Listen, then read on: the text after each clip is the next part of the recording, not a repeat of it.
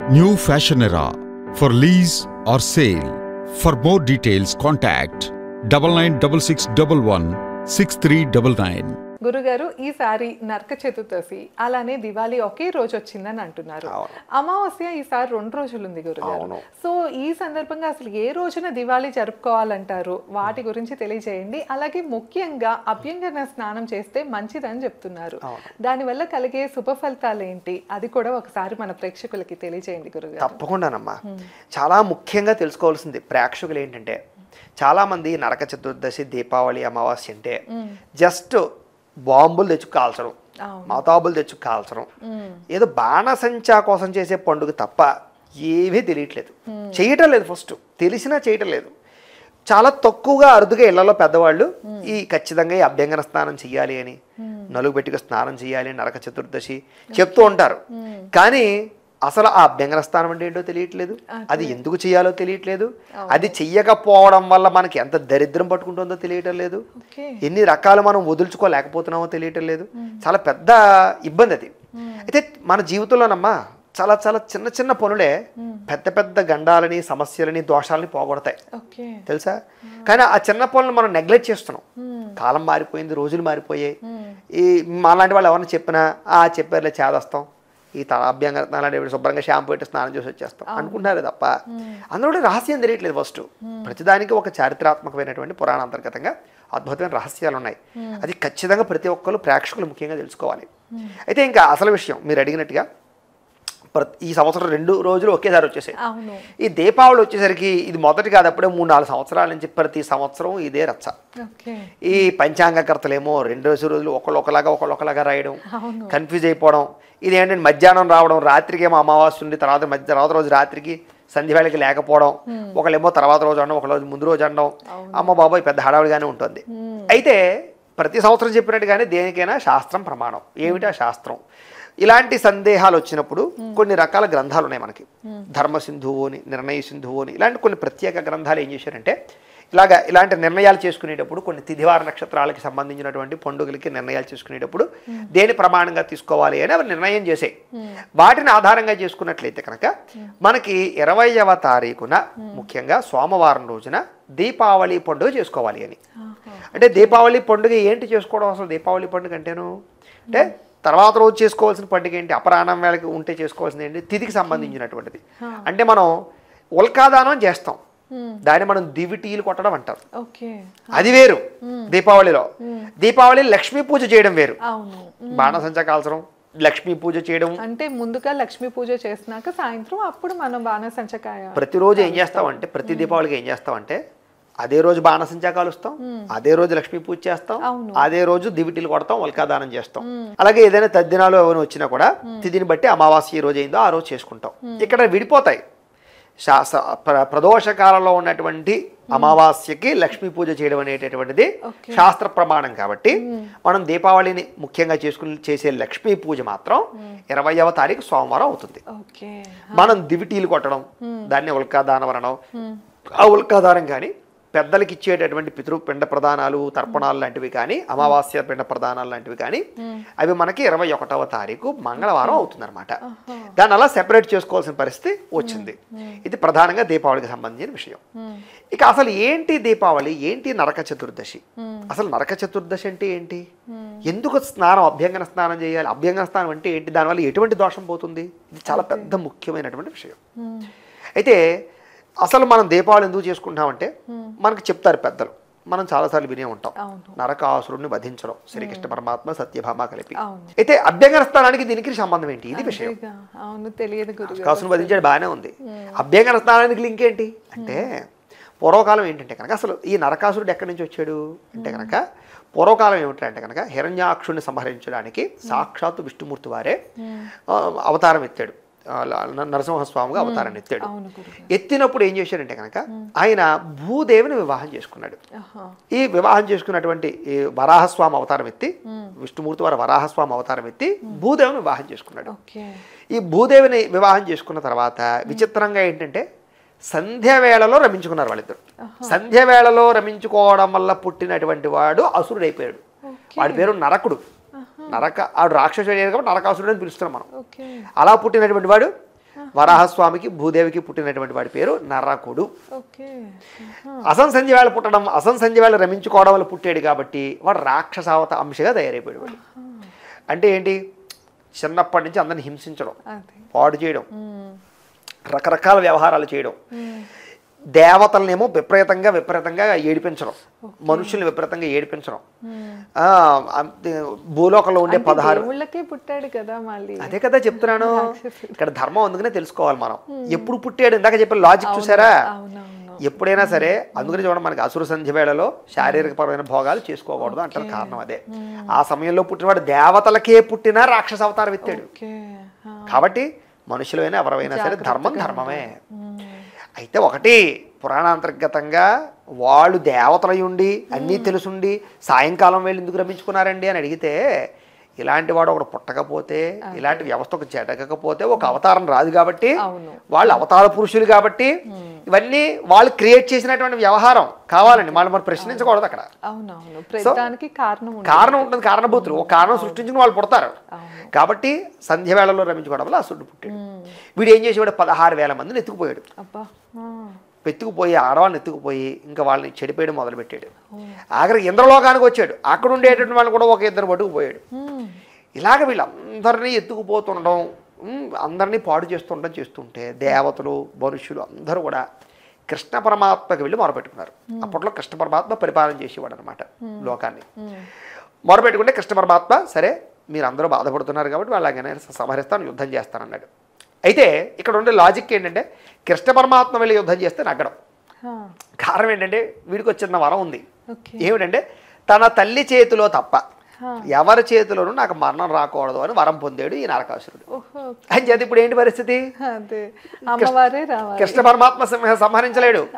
అందుచేత ఇప్పుడు తల్లి అంటే ఎవరు, మరి భూదేవి రావాలి. భూదేవి ఎక్కడ ఉంది, లేదు. అంచేత అదే అంశంలో పుట్టింది ఎవరు, సత్యభామ పుట్టింది. అందుచేత సత్యభామ, అయ్యా మీరు వెళ్తే ఏం పని అవదు, నాకు నా వరం ఉంది అని చేత నేనే మీకు రథసారథిగా వస్తాను అని చెప్పి సత్యభామ రథసారథిగా వెళ్ళింది. వెళ్ళడంతో కృష్ణ పరమాత్మ సత్యభామ కలిసి మొత్తం మీద ఎలాగైతే నరకాసురుని సంహారం చేశారు. అసలు పాయింట్ ఇక్కడ ఎందుకు ఇది మనం అభ్యంగర స్నానం చేయాలంటే ఇక్కడ వస్తుంది లాజిక్. ఏంటంటే ఆ నరకాసురుడు చనిపోతూ వాడికి జ్ఞానోదయం కలిగింది. జ్ఞానోదయం కలిగి ఎలాగైతే నేను చనిపోతున్నాను, ఇన్నాళ్ళు ప్రజలందరినీ హింసించాను నేను అని చేత నన్ను అందరూ తిట్టుకుంటూ ఉంటారు ఇక్కడ నుంచి, కాబట్టి నేను ఒక వరం అడుగుతాను, ఇస్తారా? ఏమిటయ్యా వరం అన్నారు. ఏమీ లేదు, ఎవరైతే ఈ రోజున నేను చనిపోయినటువంటి రోజున అభ్యంగన స్నానము చేస్తారో, తల స్నానము అభ్యంగన స్నానము చేస్తారో వాళ్ళందరికీ కూడా నరక బాధలన్నీ తొలుగుగాక, నరకాసురుడు యొక్క నరక బాధలన్నీ యమ బాధలన్నీ తొలుగుగాక, ఇలాంటి వరాన్ని మీరు ప్రసాదించండి అని చెప్పేసి వరం అడుగుతాడు. అలా వరగడంతో కృష్ణుడు మంచి వరమే, మంచి కోరిక కోరాడు కదా, అందుచేత తథాస్తుని దీవించాడు. ఆ కారణం చేత ఎవరైతే ఈ నరకాసుడు వధించిన నరక చతుర్దశి రోజున, అందుకనే నరక చతుర్దశి, నరకాసుడి పేరు మీద చతుర్దశి వచ్చింది, అభ్యంగన స్నానం చేస్తారో వాళ్ళకి నరక బాధలు ఉండవు అని, అలాగే యమగండాలు ఉండవు అని. చూడండి, వెళ్తూ యాక్సిడెంట్లు చనిపోవడాలు, సడన్గా హార్ట్ అటాకులు రావడాలు, బ్రెడ్ మైండ్ డెడ్ అవ్వడాలు, ఇలాంటి డిసీజెస్ అన్నీ పోతాయి. చూసారా ఎంత శక్తి ఉందో. ఇంకొక లాజిక్ ఉంది ఇందులో, ఏలినాటి శని దోషాలు లేదా దరిద్రపు దోషాలు, అనారోగ్య సమస్యలు పోతాయి. కారణం ఏంటి, అసలు అభ్యంగన స్నానం ఏంటి? ఫస్ట్ షాంపూ పెట్టి స్నానం చేసేయడం కదా అభ్యంగన స్నానం అంటే. శుభ్రంగా ఒళ్ళంతా నువ్వుల నూనెని శుభ్రంగా పట్టించాలి, పట్టించి నలుగు శుభ్రంగా చేయించి కుంకుడుకాయ రసంతో తలస్నానము చెయ్యాలి, శుభ్రంగా స్నానము చెయ్యాలి. ఇదే చెయ్యాలి. ఏమండి అసలు నువ్వు నూనె ఎందుకు పెట్టాలి, అలాగే ఎందుకు చెయ్యాలి? పెళ్ళప్పుడు చేయిస్తారు కదా, చేయిస్తారు, చెయ్యాలి. ఎందుకు చెయ్యాలి అంటే నూనె లక్ష్మీదేవి స్వరూపం, నువ్వుల నూనె లక్ష్మీ అంశ, లక్ష్మీ స్వరూపం తైలం. అందుచేత ఒకటి గ్రహాల్లో శనికి స్వరూపం కాబట్టి శనిగ్రహ దోషం తొలుగుతుంది అని, నవగ్రహ దోషాలు తొలుగుతాయి అని ఒక లాజిక్ అయితే, నూనె లక్ష్మీ స్వరూపం, నీళ్లు నారాయణ స్వరూపం, నీళ్ళు ఉంటాయి కదా, నీళ్ళు నారాయణ స్వరూపం. అంచేత కుంకుడుగాయ ఔషధి స్వరూపం, ఔషధి స్వరూపం, ఔషధాలకి సంబంధించిన ఒక ఔషధం. అందుకే కుంకుడుకాయ తలతో స్నానం చేస్తేనే మనకి తలలో ఉండేటటువంటివి చెదారం అంతా పోతుంది. అంచేత కుంకుడుకాయ ఔషధి స్వరూపం. అంచేత ఇవన్నీ కలిపి ఉన్నాయి కాబట్టి వాటితో స్నానం చేయడం వల్ల శారీరక రుగ్మతలు, చర్మ రుగ్మతలు పోతాయి, దేహం కళాపరమైనటువంటి ప్రభావం వస్తుంది, కళతో నిండుతుంది, తేజస్సు కలుగుతుంది, ఓజస్సు కలుగుతుంది, యశస్సు కలుగుతుంది, ఆయుష్ కలుగుతుంది. ఇన్ని రహస్యాలు ఆ యొక్క నలుగుపిండితోటి. నలుగుపిండి అనేటటువంటిది కూడా శనగపిండి దేనితోటి మనం తయారు చేస్తారు. బుద్ధుడికి సంబంధించినటువంటిది. బుద్ధుడు దేనికి? ఐశ్వర్యానికి, ధనానికి, బుద్ధికి, తెలివితేటలకి కారకత్వం. సో ఇవన్నీ ఇందాక చెప్పాను, ఆయుష్, తేజస్సు, వర్చస్సు ఇచ్చేటటువంటి వ్యవహారాలు ఆయుష్ కారకమేమో కుంకుడికాయ రసము, తేజస్సు కారకమేమో ఈ నలుగుపిండి, వర్చస్సుకి కారకమేమో తైలము, అలాగే నారాయణ స్వరూపమేమో నీళ్లు. చూసారా? అభ్యంగన స్నానం చేయడం వల్ల ఇంత దేవతానుగ్రహము, ఇంత గ్రహానుకూలత కలుగుతున్నాయిరా నాయన నీకు. తృణప్రాయంగా సింపుల్ జస్ట్ స్నానం. అది ఎంత పెద్ద మనకి అద్భుతమైన అనుకూలత కలిగిస్తుందో చూడండి. చిన్న పరిహారమే కానీ పెద్ద లాభాన్ని కలగజేస్తుంది. చాలా మంది తెలియక అభ్యంగన కుంకుమ శుభ్రంగా షాంపూ పెట్టి స్నానం చేసేస్తున్నారు. ఇది అభ్యంగన స్నానం అంటే. సో ఈ రకంగా స్నానము చేయడం నరక చతుర్దశికి ఎలా స్నానం చేసిన వాడికి నరకబాధలు తొలుగుతాయి తప్ప ఇంట్లోకి వెళ్ళి షాంపూ స్నానం చేసేస్తారని మీకు నరకబాధలు తొలగవు. ఇంత లాజిక్ ఉంది అందులో. నరకాసుడు వరమది చేత ఆ రకంగా స్నానం చేయాలి. ఈ రోజు కూడా యమదీపం పెట్టడం చాలా ప్రాశస్త్యం. ఈ యమదీపం పెట్టడం వల్ల కూడా ఈ రోజు కూడా యమదీపం పెట్టడం వల్ల యమదీపం అనేది మీకు ధనత్రయోదశి నుంచి ప్రారంభం అవుతుంది. ప్రతిరోజు ఉంటుంది ఇది. ఈ 5 రోజులు యమదీపం ప్రాశస్త్యం ఉంటుంది. శుభ్రంగా నువ్వుల నూనె వేసి అందులో కొంచెం ఆవాలు కానీ నువ్వులు కానీ వేసి యమదీపం పెట్టడం ఈ రోజు కూడా ప్రాశస్త్యం. ఈ రోజు ఇంకో విచిత్రం ఉంది. యమదీప దానం అన్నారు, దేవదానం చేయాలి అని. ఆ దీప దానము చేయడం వల్ల కూడా యమబాధలు తొలుగుతాయి, చాలా అద్భుతమైనటువంటి అనుగ్రహం కలుగుతుంది అని ప్రాశస్త్యం. ఈ రకంగా చేసుకుంటే దాన్ని నరక చతుర్దశి. అయితే ఈరోజు దీపావళి నరక చతుర్దశి కలిపి వచ్చేసాయి కాబట్టి 20వ తారీఖున సోమవారం రోజున పొద్దున్నే శుభ్రంగా ఈ రకంగా తలస్నానము చేసి అభ్యంగన స్నానము చేసి ఆ రోజే లక్ష్మీ పూజ చేసుకుని, ఈ లక్ష్మీ పూజ చేయడానికి కూడా మా వీడియోలు ఉంటాయి చక్కగా. లక్ష్మీ పూజ విధానం చక్కగా చూసి చక్కగా చేసుకోండి. లక్ష్మీ పూజ చేసుకుని ఈరోజు చక్కగా స్వీట్, ముఖ్యంగా నైవేద్యం ఇక్కడ ప్రధానం. అమ్మవారికి ఖచ్చితంగా పరమాన్నాన్ని, పాయసాన్ని లేదా చక్కెర పొంగల్ని స్వీట్తో కూడుకున్నటువంటి నైవేద్యాన్ని అమ్మవారికి పెట్టి చక్కగా తీసుకునే ప్రయత్నం చేయండి. తర్వాత రోజు దివిటీలు కొట్టండి. దివిటీలు మీరు మంగళవారం కొట్టండి. దాన్ని ఉల్కాదానం అన్నారు. ఇక్కడ ఇంకో లాజిక్, బాణసంచ ఉంది కదా, ఇది ఎక్కడి నుంచి వచ్చింది అంటే పూర్వకాలం నరకాసుడు చచ్చిపోయిన తర్వాత వీళ్ళందరూ కూడా పెద్ద పెద్ద శబ్దాలు చేస్తూ ధ్వనులు చేస్తూ ఉండేటటువంటి వారు. ధ్వనితో కూడుకున్న శబ్దాలు చేసే వెలుతురులు వచ్చేటటువంటివన్నీ కూడా ప్రయోగం చేసేవారు. ఆ రకంగా ఈ బాణసంచ మనకు వచ్చింది. ఇంకోళ్ళు ఇప్పుడు మతాబులు కాలుస్తుంటారు చూసారా, ఇలా మతాబులు గాను జువ్వలు గాను ఎందుకు తయారు చేస్తున్నారు? దీంట్లో లాజిక్ ఏంటంటే ఉల్కాదానం. ఉల్కాదానం అంటే ఏంటంటే కనుక మనకి పెద్దవాళ్ళు చనిపోతారు. చనిపోయినటువంటి వాళ్ళు యమస్థానంలో యముడి యొక్క క్షేత్రంలో ఉంటారు, యమలోకంలో ఉంటారు అనుకుందాం. వాళ్ళు స్వర్గానికి వెళ్ళాలి. స్వర్గానికి వెళ్ళాలంటే వాళ్ళకు ఒక వెలుతురు కావాలి, ఒక జ్యోతి కావాలి. కాబట్టి మా పెద్దలు చనిపోయిన వాళ్ళందరూ కూడా యమలోకం నుంచి విడుదల చెంది అక్కడి నుంచి స్వర్గానికి వెళ్ళే దారికి చూపిస్తున్నాము అని వాళ్ళకి ఉల్కాదానం చేస్తాం అనమాట. అందుకనే దివిటీలు కొడతాం. దివిటీలు కొడితే వాళ్ళందరూ పితరులందరూ కూడా స్వర్గలోకానికి వెళతారు అని ప్రాశస్త్యం. లేదా ఇక్కడ ఏదైనా పిశాచగ్రస్తమై తిరుగుతూ ఉంటే వాళ్ళకు కూడా స్వర్గలోక ప్రాప్తి కలుగుతుంది అని దివిటీలు కొడతాం. ఆ దివిటీ దిబ్బి దీపావళి మళ్ళీ వచ్చే నాగులు చవితి అని దివిటీలు కొడతారు. ముఖ్యంగా మగవాళ్ళ చేత ఎక్కువ చేయిస్తుంటారు. అది అనేక రకాల ఆచారాలు ఉన్నాయిలేండి, ప్రాంతీయ ఆచారాలు కొడుతుంటారు. ఇప్పుడు ఎందాక చెప్పాను చూసారా, జువ్వలు మతాబులు ఆ రంగా తయారు చేయని ఆలోచన మన వాళ్ళకి ఎందుకు వచ్చింది పూర్వం నుంచి అంటే, మన వాళ్ళు ఎక్కడ కాదు ఇంకా పైకి వెళ్ళి చూపిద్దాం, ఉల్కాదానం జువ్వలే అక్కడికి వెళ్ళి వెలుగుతుంది.